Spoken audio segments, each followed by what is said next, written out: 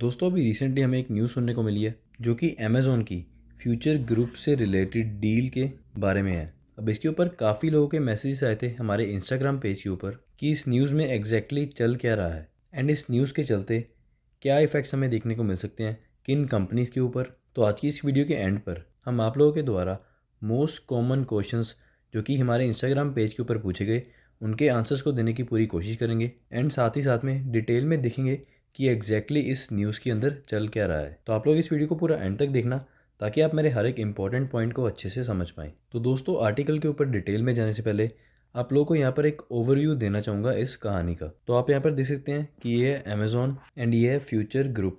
अब दोस्तों future group की काफ़ी कंपनीज़ हैं जैसे कि future retail, future enterprise, future consumer limited and future coupons and ऐसे ही बहुत सारी और भी कंपनीज़ हैं। तो अब हुआ क्या था कि अमेज़ॉन ने फ्यूचर ग्रुप की फ्यूचर कूपन कंपनी के अंदर 49% स्टेक बाय किया था। तो अब दोस्तों आप लोगों को पता है कि अमेज़ॉन एक रिटेल सेक्टर की कंपनी है, यानी कि रिटेल के सेक्टर में इनका काफ़ी मेजर बिजनेस है एंड यूएस में रिटेल मार्केट लीडर भी हैं। तो जब अमेज़ॉन ने 49% स्टेक बाय किया था फ्यूचर कूपन्स के अंदर, तब टर्म्स एंड कंडीशंस के अंदर एक चीज़ मेंशन करी गई थी कि फ्यूचर ग्रुप अमेज़ॉन के कॉम्पिटिटर को अपना कोई भी बिजनेस नहीं सेल कर सकता है। ये चीज़ अमेज़ॉन के द्वारा टर्म्स एंड कंडीशंस के अंदर देखने को मिली थी जब ये डील हुई थी अमेज़ॉन की फ्यूचर कूपन्स के साथ। एंड अगर फ्यूचर ग्रुप अमेज़ॉन के किसी भी कॉम्पिटिटर को इंडिया में कोई भी अपने बिजनेस की डील करता है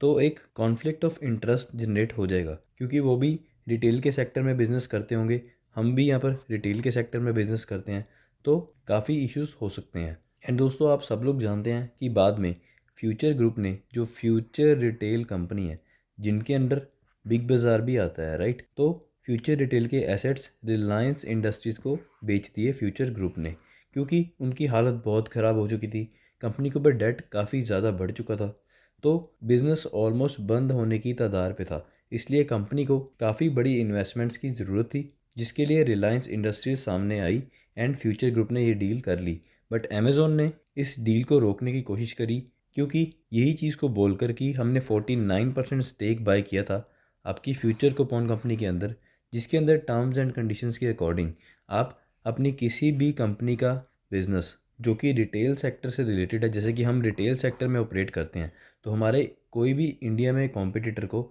जो कि रिटेल सेक्टर में ऑपरेट करता है उनसे आप डील नहीं कर सकते हैं। एंड इसीलिए ये डील हमें अब तक काफ़ी कॉम्प्लिकेटेड चलती हुई नज़र आ रही है, यानी कि बहुत सी प्रॉब्लम्स इस डील के अंदर हमें नज़र आ रही हैं। एंड जब रिलायंस इंडस्ट्रीज़ को फ्यूचर ग्रुप ने अपने फ्यूचर रिटेल के एसेट्स बेच दिए तो अमेज़ॉन काफ़ी गुस्सा हो गया था एंड अमेज़ॉन ने केस भी कर दिया था फ्यूचर ग्रुप के ऊपर, क्योंकि रिलायंस के ऊपर केस नहीं कर सकता है डायरेक्टली, क्योंकि रिलायंस ने फ्यूचर ग्रुप के साथ डील करी थी, ना कि कोई अमेज़ॉन के साथ। इसलिए अमेज़ॉन ने फ्यूचर ग्रुप के ऊपर केस किया, क्योंकि ये डील फ्यूचर कूपन्स की इन दोनों के बीच में हुई थी, जिसकी terms and conditions indirectly Reliance industries को रिलेट करती हैं। तो दोस्तों अब इन सब चीज़ों के बाद हुआ क्या कि इंडिया की कंपटीशन कमीशन ऑफ इंडिया, जिन्होंने पहले अप्रूवल दी थी अमेज़ॉन की फ्यूचर ग्रुप या फिर आप लोग बोल सकते हैं फ्यूचर ग्रुप की कंपनी फ्यूचर कूपन्स के साथ जो डील हुई थी, इसके लिए जो अप्रूवल दी थी वो सीसीआई ने दी थी। तो अब रिसेंटली सीसीआई की तरफ से ये सुनने को मिल रहा है कि जो डिटेल्स अमेज़ॉन ने प्रेजेंट करी थी हमारे सामने इस अप्रूवल के लिए, वो अच्छे से पेश नहीं करी गई थी, यानी कि उसमें काफ़ी इन्फॉर्मेशन छुपाई गई थी या फिर आप बोल सकते हैं तोड़ मड़ोड़ कर पेश करी गई थी ताकि ये अप्रूवल मिल सके। एंड अमेज़ॉन की इंटेंशंस इनडायरेक्टली फ्यूचर ग्रुप के रिटेल बिजनेस को एक्वायर करने की थी, ना कि फ्यूचर कूपन को। तो ये चीज़ें सीसीआई की तरफ से सुनने को मिल रही हैं, जिसको अभी हम डिटेल में पढ़ेंगे। अभी मैं जस्ट एक ओवरव्यू दे रहा हूँ आप लोगों को कि एग्जैक्टली कहानी यहाँ पर चल क्या रही है। तो जब सीसीआई को अभी पता चला कि जब उन्होंने ये डील अप्रूव करी थी उस टाइम पर अमेज़ॉन ने इन्फॉर्मेशन को अच्छे से प्रेजेंट नहीं किया था, तो अभी सीसीआई ने इस डील को सस्पेंड कर दिया है। अब दोस्तों सस्पेंड को आप लोग कैंसिल मत समझें कि ये डील कैंसिल ही हो चुकी है।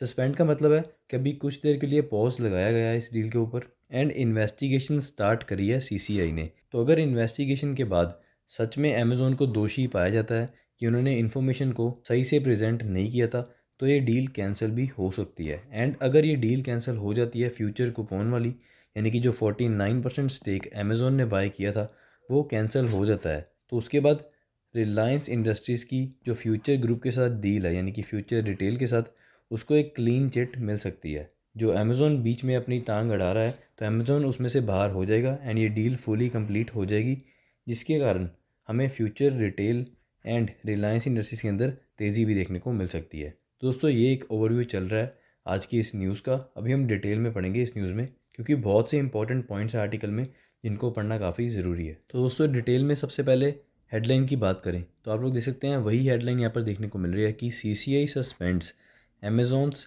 2019 deal with future group citing suppression of information. तो इन्फॉर्मेशन को सप्रेस किया गया था यानी कि अच्छे से पेश नहीं किया गया था जो कि फ्यूचर ग्रुप के साथ डील हुई थी 2019 में। ये चीज़ CCI ने बोली है एंड फ़िलहाल डील को सस्पेंड किया है। तो लास्ट फ्राइडे को हमें ये सस्पेंशन देखने को मिली है अमेज़ॉन्स की 2019 फ्यूचर ग्रुप के साथ जो डील हुई यानी कि 2019 में उसके ऊपर। एंड CCI का ये भी कहना है कि US ई कॉमर्स यानी कि Amazon had suppressed information while seeking regulatory approval on an investment into Indian retailer future group 2 years अगो। तो 2 साल पहले US की ई कॉमर्स अमेज़ॉन ने इन्फॉर्मेशन को सप्रेस किया था, किस लिए कि उनको अप्रूवल मिल सके इन्वेस्टमेंट के लिए into Indian future retail group 2 साल पहले। तो ये वही चीज़ है जिसको भी रिसेंटली ओवरव्यू में मैंने आप लोगों को एक्सप्लेन किया है। तो जब अमेज़ॉन ने फ्यूचर कूपन में इन्वेस्टमेंट करी थी, लगभग $200 मिलियन की इन्वेस्टमेंट थी जो कि 2019 में करी थी, एंड उसका यूज़ करके जो कि उसमें टर्म्स एंड कंडीशंस लिखी गई थी उनका यूज़ करके रिलायंस इंडस्ट्रीज़ की डील को ब्लॉक किया है अभी तक अमेज़ॉन ने। जो कि आप लोग यहाँ पर देख सकते हैं कि Amazon has for months successfully use the terms of its 200 million investment in future in 2019 to block the Indian retailers attempt to sell retail assets to Reliance Industries। तो आई होप कि आप लोगों को ये पॉइंट एग्जैक्टली समझ आ गया होगा। साथ ही में CCI का ये भी कहना है कि अमेज़ॉन ने फॉल्स एंड इनकरेक्ट स्टेटमेंट्स दी थी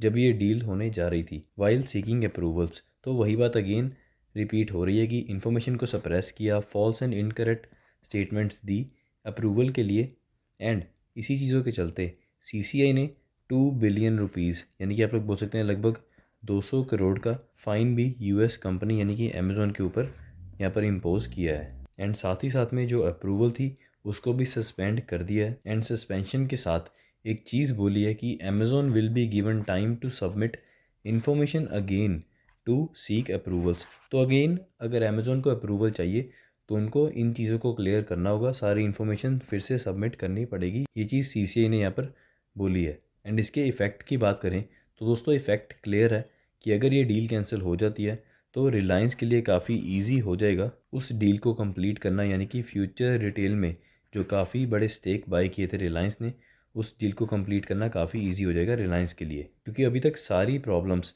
अमेज़ॉन की तरफ से ही हमें देखने को मिल रही थी। एंड अमेज़ॉन इसीलिए प्रॉब्लम्स क्रिएट कर पा रहा था क्योंकि उनके पास 49% स्टेक था। एंड अगर वो डील ही कैंसिल हो जाएगी, कोई स्टेक नहीं रहेगा, तो ऑब्वियस ही बात है रिलायंस के लिए बहुत ही ज़्यादा इजी हो जाएगा इस डील को कंप्लीट करना। एंड अभी फैक्ट देखने को मिल सकता है रिलायंस इंडस्ट्रीज़ के ऊपर एंड फ्यूचर रिटेल के ऊपर भी। तो दोस्तों अब बात करेंगे क्वेश्चंस की जो कि हमारे इंस्टाग्राम पेज के ऊपर काफ़ी लोगों के द्वारा पूछे गए थे। तो सबसे पहला क्वेश्चन ये पूछा गया था कि इस डील में एग्जैक्टली चल क्या रहा है, यानी कि जो ये रिसेंटली हमें न्यूज़ सुनने को मिल रही है इस डील के रिलेटेड, उसमें क्या चीज़ें हो रही हैं। तो आई होप कि मेरी एक्सप्लेनेशन आप लोगों को समझ आ गई होगी। जिन लोगों ने ये पूरी वीडियो देखी है तो आपके फर्स्ट क्वेश्चन का आंसर देने की मैंने पूरी कोशिश यहाँ पर करी है। अब दोस्तों दूसरे क्वेश्चन की बात करें तो पूछी गई थी ये चीज़ कि इस न्यूज़ का क्या इफ़ेक्ट हो सकता है रिलायंस इंडस्ट्रीज़ के ऊपर। तो दोस्तों रिलायंस इंडस्ट्रीज़ के ऊपर ऑब्वियसली एक पॉजिटिव इफ़ेक्ट होगा अगर ये डील कैंसिल हो जाती है। एंड तीसरा क्वेश्चन बहुत से लोगों के द्वारा ये पूछा गया था कि क्या ये डील कैंसिल हो चुकी है। दोस्तों अभी ये डील कैंसिल नहीं हुई है, सिर्फ इस डील को सस्पेंड किया गया है इन्वेस्टिगेशन के लिए। अभी इन्वेस्टिगेशन होगी, अमेज़ॉन इन्फॉर्मेशन प्रोवाइड करेगा, एंड अगर अमेज़ॉन को गिल्टी पाया जाता है फिर ये डील कैंसिल हो सकती है। बट अभी फ़िलहाल इस डील को सिर्फ सस्पेंड किया गया है। आप सबको इस पॉइंट को नोट में रखना है, बिल्कुल भी इस डील को भी कैंसिल किया नहीं गया है। एंड फोर्थ क्वेश्चन जो कि मोस्ट कॉमन क्वेश्चन था कि क्या इस न्यूज़ के चलते हमें फ्यूचर रिटेल के स्टॉक्स को बाय करना चाहिए। तो दोस्तों, आपको कोई भी स्टॉक को कभी भी न्यूज़ के बेसिस के ऊपर बाय नहीं करना चाहिए अगर आप एक लॉन्ग टर्म इन्वेस्टर हैं। एंड फ्यूचर रिटेल की करंट कंडीशन की बात करें तो बहुत ही बेकार देखने को मिल रही है। फंडामेंटल्स काफ़ी वीक हैं एंड कंपनी के ऊपर काफ़ी ज़्यादा डेट है, यानी कि काफ़ी ज़्यादा कर्जा है। तो आप ऐसी कंपनीज़ में इन्वेस्ट क्यों करना चाहेंगे। तो अगर आप सिर्फ न्यूज़ के बेसिस के ऊपर इन्वेस्ट करना चाहते हैं तो मेरे अकॉर्डिंग वो बिल्कुल भी अच्छी इन्वेस्टमेंट नहीं है। आपको हमेशा कंपनी के फंडामेंटल्स को देखकर, कंपनी के बिजनेस को देखकर ही इन्वेस्ट करना चाहिए। तो आई होप कि आपके चारों क्वेश्चंस का आंसर मैंने इस वीडियो में दे दिया है। एंड अगर आप लोग का कोई और क्वेश्चन है इस वीडियो के रिलेटेड तो आप हमारे इंस्टाग्राम पेज के ऊपर टैग्स करके, जिसका लिंक आपको नीचे डिस्क्रिप्शन में मिल जाएगा, आप वहाँ पर अपने क्वेश्चंस पूछ सकते हैं। हम सबके क्वेश्चंस को आंसर करने की पूरी कोशिश करते हैं। आशा करता हूँ दोस्तों आपको आज की ये वीडियो अच्छी लगी होगी। अच्छी लगी तो इसे लाइक ज़रूर करना एंड ऐसी ही मार्केट की डेली अपडेट्स को मिस ना करने के लिए मेरे इस चैनल को सब्सक्राइब करके बेल आइकन पर क्लिक करके नोटिफिकेशंस को ऑन कर लें। धन्यवाद दोस्तों आज की इस वीडियो को देखने के लिए।